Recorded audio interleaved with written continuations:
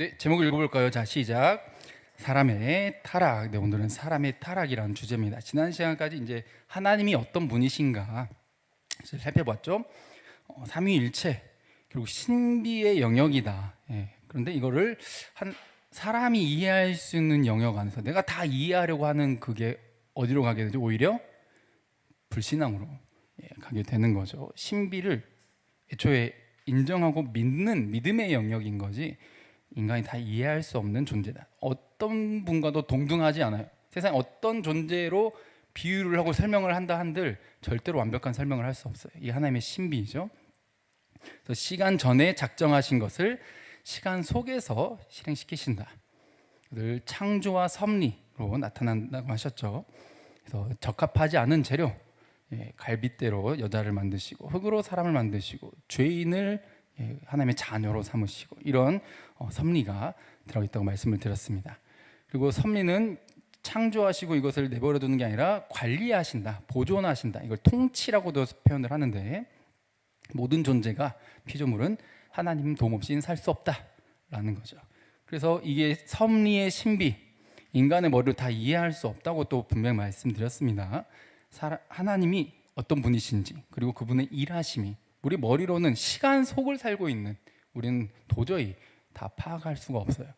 그래서 이게 100대 100의 신비였죠. 우리가 노력하고 최선을 다하지만 하나님이 결국은 또 해주셔야 한다. 하나님이 또 하신다고 우리는 아무것도 안 하면 안 된다. 이런 100대 100 하나님의 섭리. 그러나 결국 이것이 합쳐지고 합쳐져서 이상하게 흘러가는 것 같지만 결국 하나님의 계획이 완성된다라고 말씀을 드렸습니다. 그래서 모든 것을 합력해서 선을 이루신다라는 거죠. 그리고 언약이라고 했을 때 이것이 지난 시간에 이제 행위 언약 혹은 생명 언약이라 했죠. 아담과 하와에게 선악과를 통해서 먹냐 안 먹냐로 결정하기 때문에 이게 행위 언약이라고도 부르는데요. 이걸 가지고 계약을 언약을 맺었다. 이것은 결국 뭔가 하나님을 거부할 수 있는 선택권을 주신 것, 그 자유의지죠. 자유의지임과 동시에 선악과 병은 다 누리라는 거예요. 다 누리라고 했습니다. 이게 중요한 거예요. 먹지 말라는 건 딱 금한 건, 하지 말라는 건 딱 한 가지였고 나머지는 다 가능한. 이게 주권자이신 하나님이 약속하신 건데 이 언약은 결국 주고 싶으신 거지 마음껏 누려라, 마음껏 먹어라가 하나님이 기뻐하시는 뜻인 거지 결국 못하게 만드네, 부정적인 방향으로 가는 내용이 전혀 아니라는 거죠. 그래서 오늘은 이 행위 언약에 있어서 어겨버린 이것을 파기시켜버리고 타락해버린 인간에 대해서 함께 살펴보려고 해요. 자, 여러분들 칵테일 파티 효과라고 혹시 들어보셨나요? 칵테일 파티 효과. 이게 뭐냐? 이제 칵테일 바나 이렇게 파티를 하고 있을 때 막 시끄러운 음악이 막 범범범 나오고 있을 때 신기하게도 내가 듣고 싶은 사람의 목소리는 들린다 이 말이에요. 이게 선택적으로 들린다는 거죠. 이 칵테일 파티 효과라고 해요. 시끄러운 중에도 너무 많은 정보와 소리들이 막 판치는데 딱 꽂히면 그게 들려. 그 사람 말 위주로 들리고 나머지는 어떻게 돼? 백그라운드, 배경이 돼버려요. 이 칵테일 파티 효과라고 해요. 그래서 이게 듣고 싶은 말만 듣는 선택적주의를 표현할 때 쓰는 이 심리학에서 쓰는 용어예요. 네. 그래서 뇌의 용량에 한계가 있기 때문에 다 받아들이는 게 아니라 선택적으로 받아들이게 된다. 이게 좀 긍정적으로 발현될 때는 이렇게 발현이 됩니다. 예를 들어 자고 있다가도 무슨 역이래, 내가 어딜 가려고 생각을 하고 있었잖아요. 그럼 뇌가 신기하게도 자고 있었는데도 그 소리를 듣고 깨버려. 다음 역은 어디 역입니다. 긴장하고 있다가 뇌가 그걸 인지를 하고 있다는 거죠. 그리고 여러 사진들을 갖다 놨는데 자기 얼굴을 하나 거기에 작은 것 중에 하나 딱 넣으면 자기 얼굴이 제일 먼저 눈에 들어오더라 이거죠. 자기 얼굴이 익숙한 것, 뇌가 인식하고 있는 것, 그것 위주로 확 받아들이게 돼요. 그리고 어떤 이게 누군가 어떤 사업을 하고 비즈니스적인 이런 대화를 할 때도, 광고를 할 때도 사람들에게 인지를 시켜주는 거예요. 이 내용은 너가 안 들으면 안 될걸? 이 내용 너에게 필요한 내용이야 라고 하면은 그래? 이건 내가 들어야 될 내용이라고 하면서 귀 기울여 듣게 되는, 평소 때보다 집중력이 더 발현되고 잘 들리는 이런 효과가 나타난다는 겁니다. 근데 이게 긍정적인 효과만 있냐? 그렇지 않다는 거죠. 물론 이게 과학적으로 입증된 효과입니다. 처음에 가설을 내놨다가 이게 뉴런 세포들이 결국 그 정보의 특정 주파수에 갑자기 뉴런 세포가 확 활성화되는 것들을 발견을 한 거예요. 이게 입증된 효과입니다. 근데 이게 왜곡되는 경우가 있어요. 왜곡. 이게 선택적으로 듣는다 그랬잖아요. 그래서 이게 보통 일반 사람들 같은 거는 70% 밑으로 떨어집니다. 근데 이게 70%에서 100%에 가까운, 내가 듣고 싶은 말만 들으려고 하는 사람들의 특징은 이걸 망상증 환자라고 불러요. 망상증 환자, 생각이 많은 사람들. 그래서 이게 듣고 싶은 말 쪽으로만 가, 하고 싶은 생각 쪽으로만 가. 인간이 약해서 듣고 싶은 거 위주로 듣거든요. 근데 그 30%가 너무너무 중요해. 근데 이게 100%가 내가 듣고 싶을 말만 듣는다? 이건 사실 왜곡, 진실 왜곡이 일어나요. 특히 열등감이 심한 사람일수록 이게 더 심해요. 저기 그림에서 보이는 것처럼 그냥 자기 이야기를 하고 있는데 이 사람 내 욕하네 가 되는 거지. 모든 상황을 뭔가 이상한 방향으로 흘러가. 그냥 이 사람 내가 커피를 많이 마셔가지고 요즘 좀 머리가 어떻게 됐는지 깜빡깜빡 하는 것 같다. 근데 이 사람 어떻게 받아들여? 뭐야, 나는 더 많이 마시는데 지금 내 욕하는 거네? 전혀 그런 의도가 아니고 그런 문맥도 아닌데 그렇게 해석을 해버리는 거예요. 이게 뭐예요? 자기중심적 사고. 자기 위주로 듣는 거고 듣고 싶은 대로 들어버린다. 이거 지금 제 말이 아니에요. 지금 있는 말들 가지고 이야기하는 겁니다. 실제로 망상증 환자들이 하는 특징이에요. 그래서 전혀 그런 말도 아니었고 전혀 그런 문맥도 아니었는데 그걸 정말 진실이라고 확신하고 받아들여요. 아까 말했잖아요. 그 30%의 여유분, 내가 틀릴 수 있다라고 하는 그 가능성, 이 부분이 엄청난 역할을 하는 건데 이게 100% 가깝게 나는 틀리지 않아, 왜 다 나만 억까해? 왜 다 나한테만 뭐라고 해? 하는 게 망상증 환자의 특징이에요. 거의 대부분의 말을, 정보를 왜곡해서 들어요. 듣고 싶은 것만, 받아들이고 싶은 것만. 이게 바로 이 행위 언약을 파괴하는 이후의 인간의 태도이라는 거죠. 지금 분명히 하나님께서는 먹지 말라고 한 것 빼고는 다 먹으라고 했는데 하나님을 이상하게 왜곡시켜가지고 하는 말을 듣고 그 말이 진실처럼 되고 그래서 그 진실에 따라서 행동하게 되고 그 행동으로 인해서 하나님이 기쁨으로 주려고 했던, 누리라고 했던 그 약속인데도 그걸 이상하게 진실을 왜곡해서 받아들여 버리니까 어떻게 돼요? 깨버리고 타락하게 되는 거죠. 그리고 이런 특징이 또 어떻게 나타나요? 항상 변명해. 절대 인정 안 해요.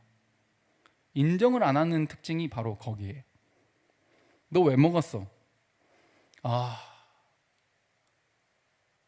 이 여자가 먹으라 그래가지고, 이 여자가 나를 꼬셔가지고, 근데 이 여자 하나님이 줬네? 하나님 탓이네. 절대 자기 탓으로 인정 안 합니다. 언제나 이게 뭐예요? 이거 선택적 지각, 망상증, 죄인의 특징이에요. 죄의 특징. 절대 죄송합니다부터 안 나와요. 그렇군요, 제가 잘못했군요. 이 말 한마디 했으면 인간의 역사가 달라졌을 거예요. 근데 변명 탓하다 보면 어디로 가? 결국 하나님 탓이 돼버려요. 여자도 죄송합니다 했으면 달라졌을 텐데 뱀이 꿰서 내가 먹었습니다. 항상 변명. 그래서 이 왜곡시키는 게, 사실을 왜곡시켜버리는 게 뱀의, 사탄의 유혹의 방법이에요. 창세기 3장 1절 읽어볼까요? 자, 시작. 그런데 뱀은 여호와 하나님이 지으신 들짐승 중에 가장 간교하니라. 뱀이 여자에게 물어 이르되 하나님이 참으로 너희에게 동산 모든 나무 열매를 먹지 말라 하시더냐. 하나님께서 뭐라 그랬어요? 다 먹으라 그랬잖아. 선악을 알게 하는 나무 열매 빼곤 다 먹으라 그랬잖아. 근데 애초에 이 뱀은 뭐라고 말해? 먹지 말라 그랬지? 라고 말해. 사실과 다른 말을 해. 근데 이 말에 느낌이 뭐가 담겨 있어요? 하나님은 분명 먹지 말라 그랬을 거야. 그분은 나쁜 분이셔.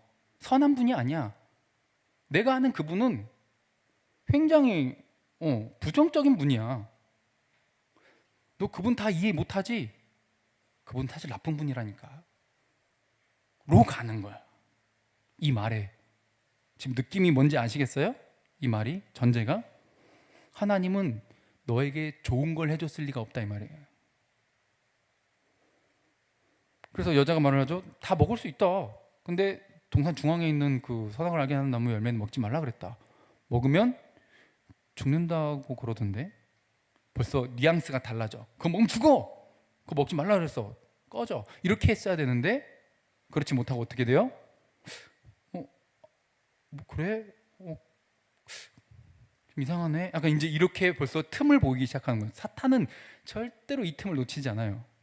그리고 저때 당시에는 지금처럼 우리가 부패하고 타락한, 생각하는 것마다 나쁜 생각, 음란하고 더럽고 추악한 이 죄에 대해 생각이 나오는 이런 상태가 아니라 정말 먹을까 안 먹을까를 완벽하게 선택할 수 있었던 상태였어.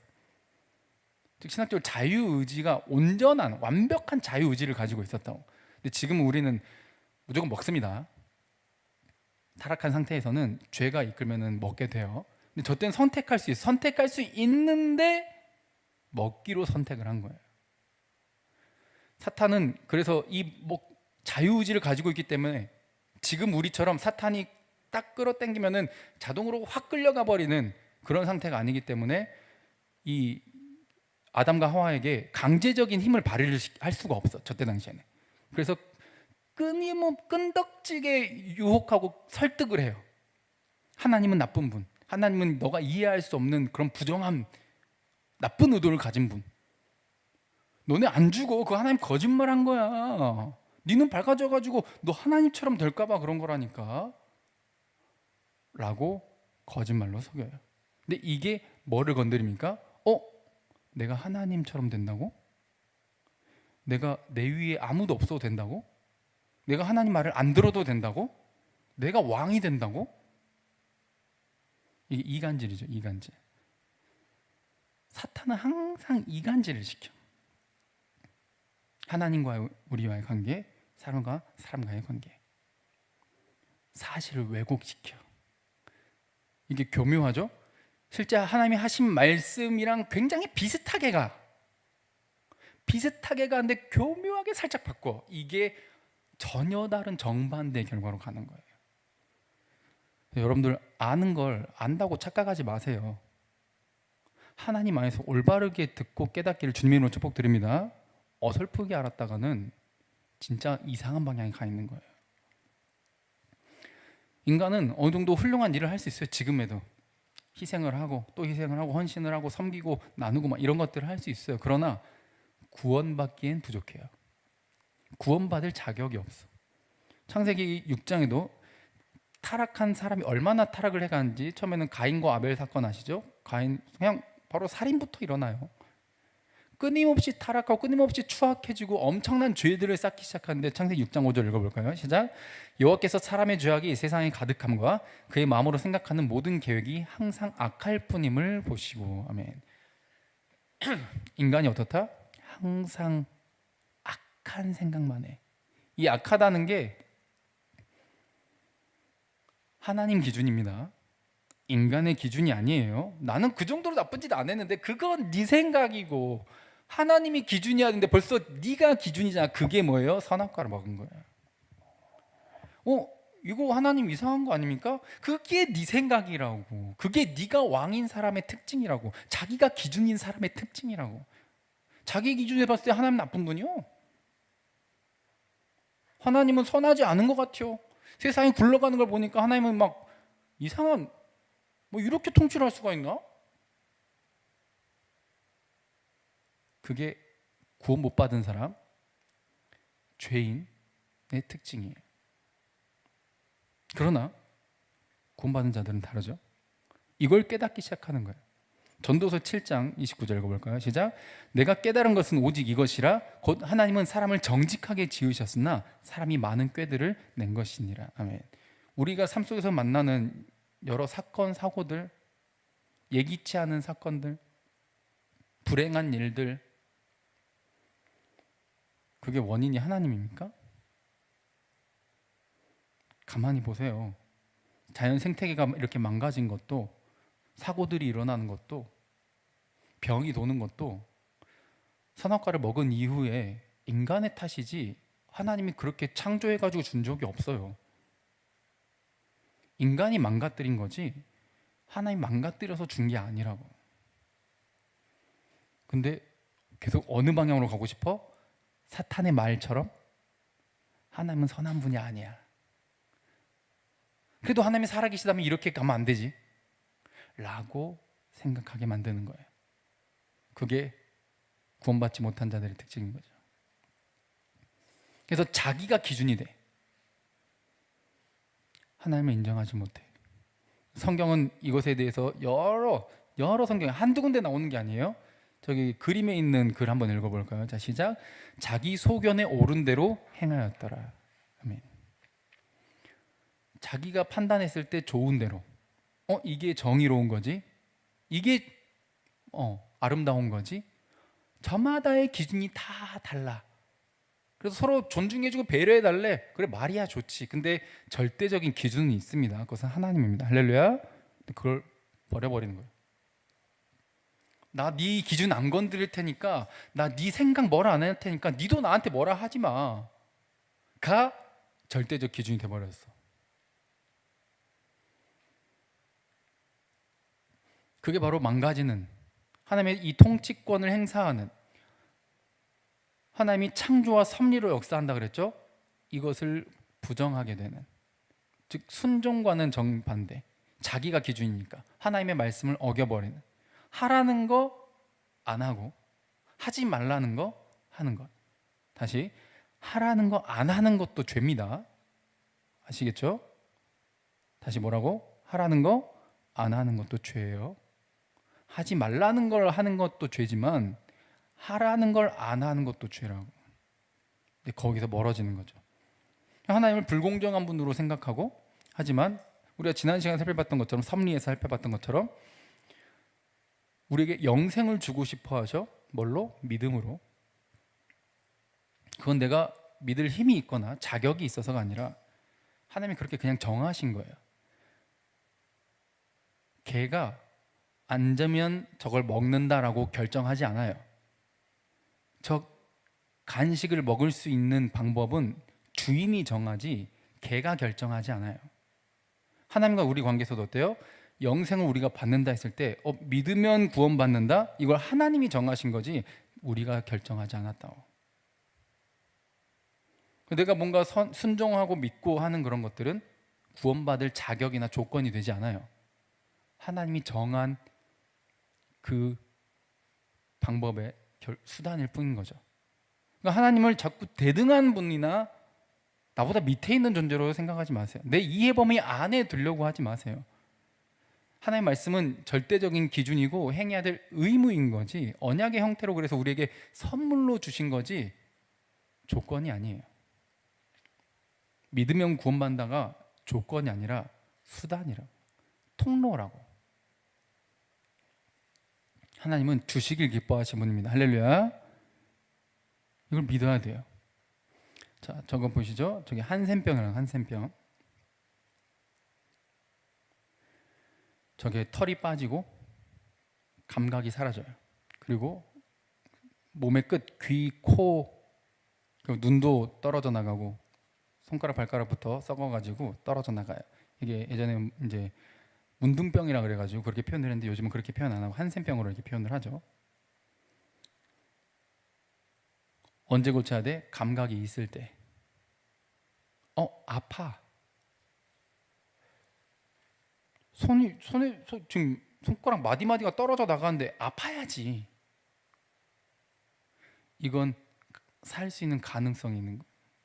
근데 안 아파. 어느 순간 안 아파. 죽어가고 있다는 거예요. 너무 위험해. 몸이 위협을 느끼고 아프면 어떻게 해야 돼? 이 고통에서 벗어나기 위해서 뭔가를 해야 되는데 안 아프니까 아무 행동도 하지 않게 되는 거예요. 이게 죄에 대해서 무감각한 것도 마찬가지예요. 여러분들, 그래서 아픈 게 하나님이 주신 선물이에요. 할렐루야. 사람들이 아프기 싫어. 저도 아프기 싫거든요. 근데 놀랍게도 아픈 건, 고통은 살아있다는 증거고 살기 위한 하나님의 방식이에요. 살리기 위한 방식이라고. 근데 아픈 게 싫어서 아픈 걸 거부한다? 죽겠다는 거예요. 특히 방금 우리가 말씀에 관해서 찬양도 하고 지금 말씀을 듣고 있잖아요. 너 그러면 안 돼, 이 자식아 하고 지적하면 어떻게 해야 돼? 아파야 돼. 근데 아프기 싫어? 죽는다는 거예요. 지적받기 싫어? 죽겠다는 거예요. 회개하기 싫다는 거예요. 구원받기 싫다는 거예요. 무감각이 정말 위험해요. 죄에 대한 감각이 있어야 돼. 에베소서 4장 읽어볼게요. 자, 시작. 그러므로 내가 이것을 말하며 주 안에서 증언하노니 이제부터 너희는 이방인이 그 마음에 허망한 것으로 행함같이 행하지 말라. 그들의 총명이 어두워지고 그들 가운데 있는 무지함과 그들의 마음의 굳어짐으로 말미암아 하나님의 생명에서 떠나 있도다. 그들이 감각 없는 자가 되어 자신을 방탕에 방임하여 모든 더러운 것을 욕심으로 행하되. 아멘. 욕심 따라서 자기 지금 방탕해 내버려두고, 뭐 남들 또 다 이렇게 사는데 와 나만 억까하네, 왜 나한테 뭐라 그래, 당신 뭔데 나한테 지적질이야, 가 되는 거지. 그래서 아까 칵테일 파티 효과처럼 듣기 싫은 말은 쳐내는 거야. 이게 100%에 가면 안 된다 그랬죠? 근데 100%에 가까워지는 거야. 너 그거 네 욕심이야, 그거 죄야 라고 하면 안 듣는 거예요. 그게 뭐라고? 감각이 없는 거예요.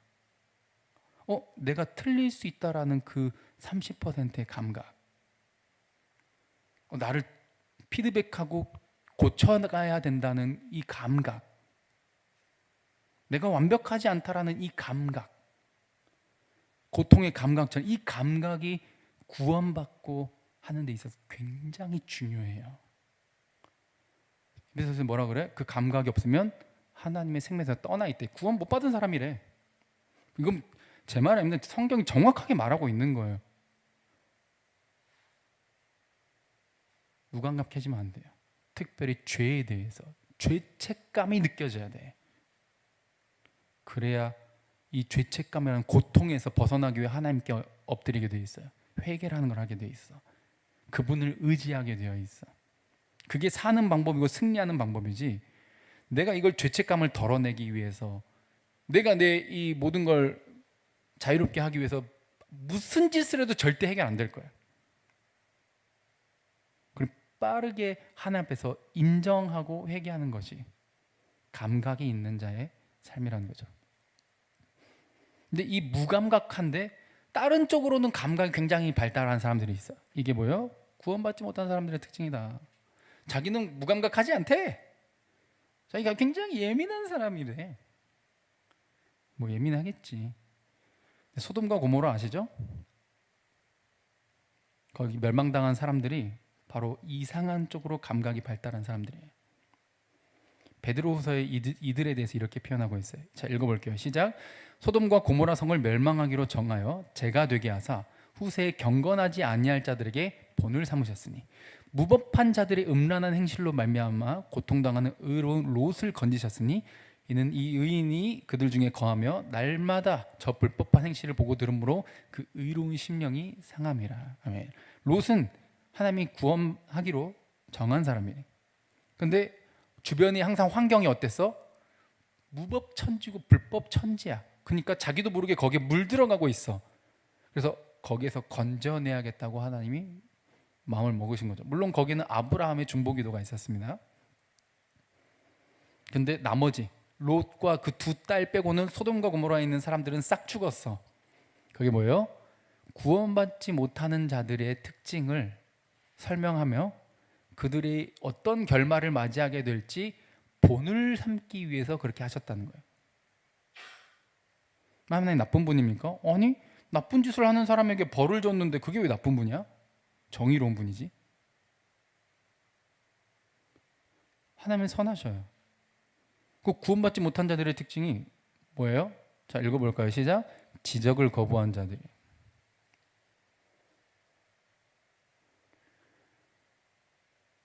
롯이 말합니다. 그렇게 하지 말아라. 지금 두 천사가 왔어, 롯을 구원하기 위해서. 근데 내노래 동성애 강간을 하겠대. 그렇게 하지 말래. 그렇게 하지 말라니까 발작 버튼이 눌립니다. 창세기 19장 9절에 뭐라 그래요? 네가 뭔데 우리를 이래라 저래라 해? 라고 화를 내요. 이게 지적이 발작 버튼인 죄인의 특징이에요. 진짜 구원을 모르는 자들의 특징이에요. 그래서 어떻게 해요? 그 지적하는 대상을 공격해, 미워해. 저게 저 소돔과 고모라 사람들이 한 행동이에요. 네가 우리의 법관이 되려고 해? 네가 기준이 되려고 해? 감히? 네가 감히? 네가 뭔데? 너는 원래 여기 살던 애도 아니야. 네 원래 또 다른 데서 온 애잖아. 변명과 이유가 많아. 내가 네 말을 안 들어야 될 이유를 쫙 대놓고 안 들어요. 그 사람이 얼마나 옳은 말을 하는지 객관적인지 그런 거 듣질 않아. 내가 얼마나 틀렸는지 무감각해. 근데 어디로 감각이 예민해요? 지적받는 것에 굉장히 예민해요. 이게 발작 버튼이야. 그래서 공격해. 그래서 예수님께서도 이렇게 말씀하시죠. 7장 6절 읽어볼게요. 마태복음입니다. 시작. 거룩한 것을 개에게 주지 말며 너희 진주를 돼지 앞에 던지지 말라. 그들이 그것을 발로 밟고 돌이켜 너희를 찢어 상하게 할까 염려하라. 아멘. 옳은 말을 했는데, 객관적인 말을 했는데, 예수님과 하나님 빼고는 솔직히 누가 누구를 뭐 지적할 수 있겠어요. 저를 포함해서. 근데 그게 아니라 서로 나아가자고, 발전하자고, 우리 함께 성장하자고 이야기를 하면 어때요? 거부해. 그런 자들을 뭐라고 표현해요? 개와 돼지로 설명하고 있어요. 진실을 말을 해도 오히려 발작 버튼이 눌려서 니를 공격할 거야. 그러니까 굳이 안 들으면 말하지 마. 거룩한 것, 이 복음의 진실을, 이 진줄, 이 보배로운 것을 그들한테 던지지 마. 짐승과 다를 바가 없어.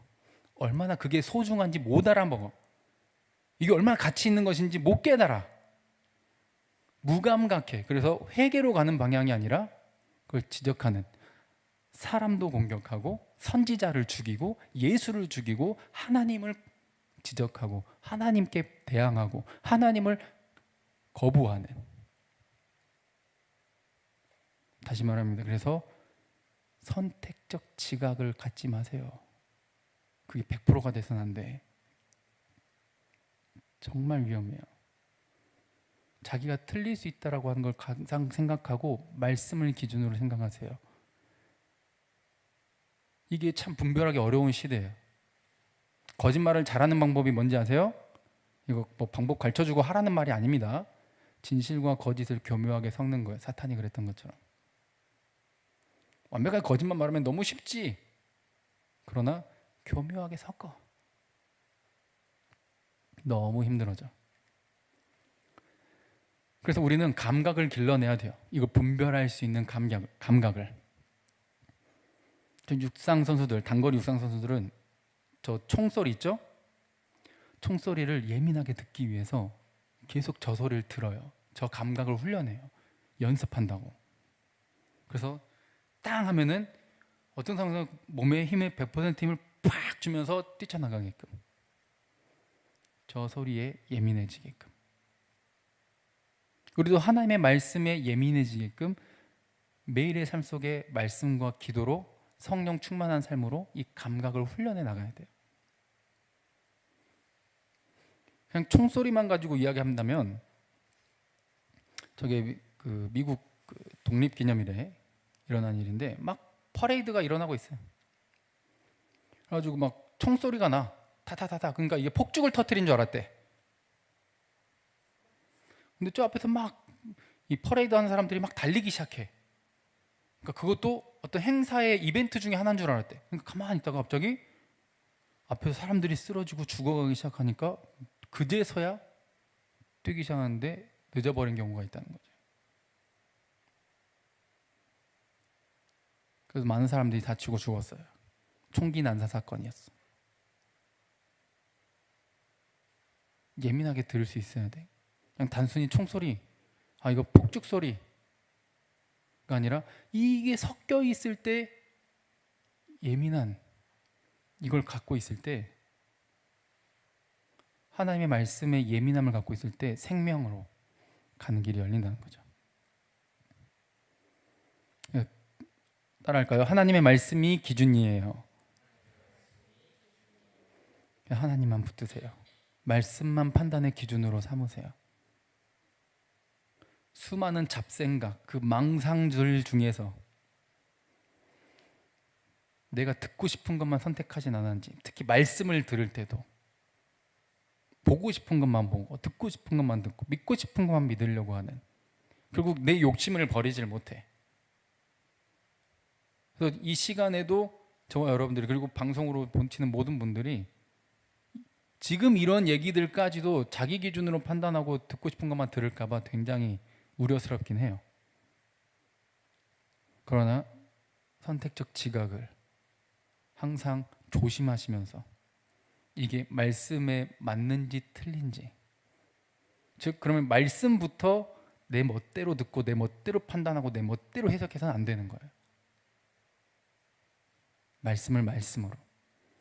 이건 성령의 역사입니다. 자, 누가복음 읽어볼까요? 시작.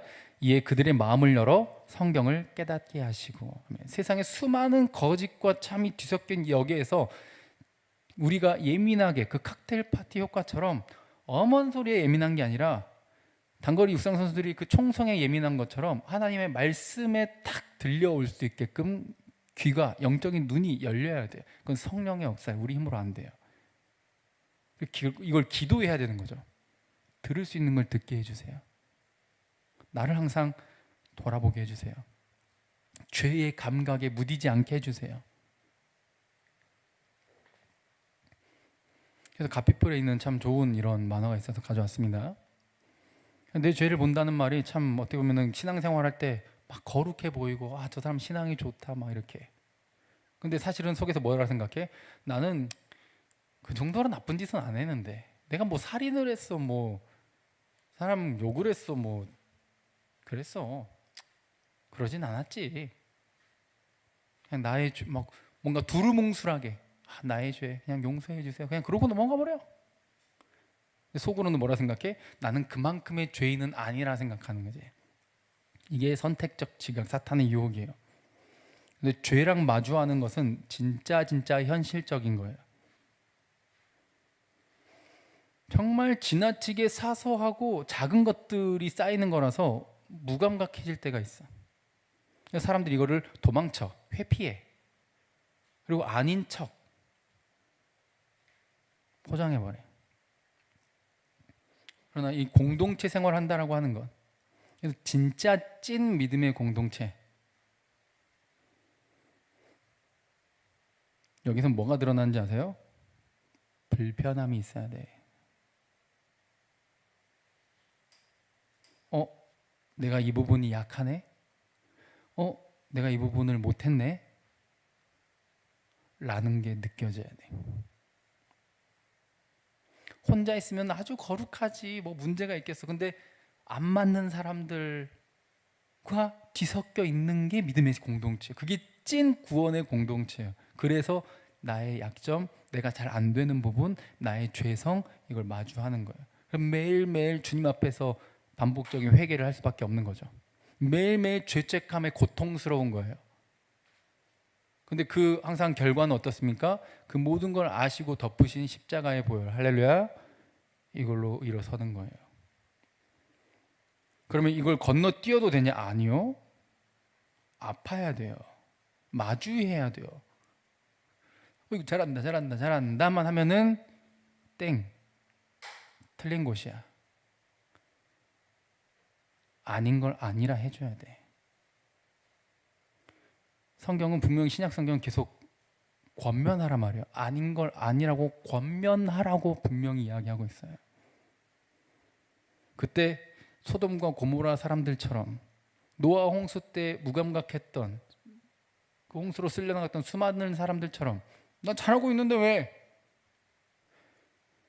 그리고 선지자들이 와가지고 하나님께로 돌아오라 그러는데 저 미쳐가지고 우리 예배 겁나 잘 드려요. 나 봉사해요. 나 찬양도 해요. 나 교사도 하고 있어. 뭔데 지적질이야? 라고 선지자들을 핍박했던,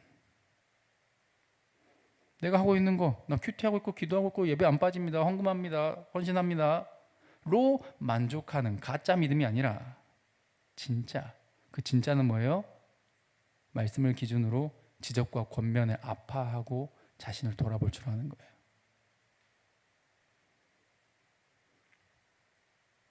불편해야 돼요. 신앙생활은 불편함의 연속이에요. 그게 우리를 살리는 길이에요. 성장시키는 길이에요. 잘한다는 말만, 지금 잘하고 있다는 말만 들어서는 아무런 성장이 없어요. 마주해야 돼요. 인정하고 싶진 않겠지만, 이게 너무 아프지만 너무 싫지만 적나라하게 봐야 돼요. 이게 찐 믿음의, 찐 구원의 시작인 거죠. 자, 잠언 한번 읽어볼까요? 시작. 자기 죄를 감추는 사람은 잘 되지 못하지만 누구든 자기 죄를 고백하고 그것을 끊어버리는 사람은 불쌍히 여김을 받는다. 아멘. 하나님 앞에서 이런 삶이 되길 바랍니다. 그래서 성경을 통해 이걸 깨닫는 거죠. 디모데후서 시작. 모든 성경은 하나님의 감동으로 된 것으로 교훈과 책망과 바르게 함과 의로 교육하게 유익하니 이는 하나님의 사람으로 온전하게 하며 모든 선한 일을 행할 능력을 갖추게 하려 함이라. 아멘. 교훈하고 뭐한데? 책망, 지적질한데. 목표가 뭐예요? 예수 닮는 거. 하나님의 사람으로 퍼펙트하게 되는 거. 그 목적을 향해, 목표를 향해 가게 한다는 거죠. 오늘 너무너무 한참 모자라고 비참한 상태지만 오늘보다 내일 더 1mm라도 더 나가기 위해 몸부림치게 된다는 거죠. 그러니 마지막 읽어볼까요? 시작. 믿음의 눈을 열어주소서. 이건 뭐예요? 죄를 인정, 고백하고 회개하는 거에서 시작하는 거예요. 이걸 싫어한다? 성경을 거부한 자이며 하나님을 거부한 자이고 소돔과 고모라 같은 결말을 맞이하게 될 거예요. 그러니 저 예수님의 희생이 자격 없는 나를 살리기 위한, 이 말로 표현 못할 비참한 죄악 속에 있는 나를 선택적 지각으로 지나친 왜곡 속에 빠져 있었던 나를 부르시는 사랑의 희생이며 믿음의 초청이라는 사실을 기억하고 믿음으로 항상 말씀을 기준으로 눈과 귀가 열려 살아가는 저와 여러분들 되길 바랍니다. 찬양하고 기도하겠습니다.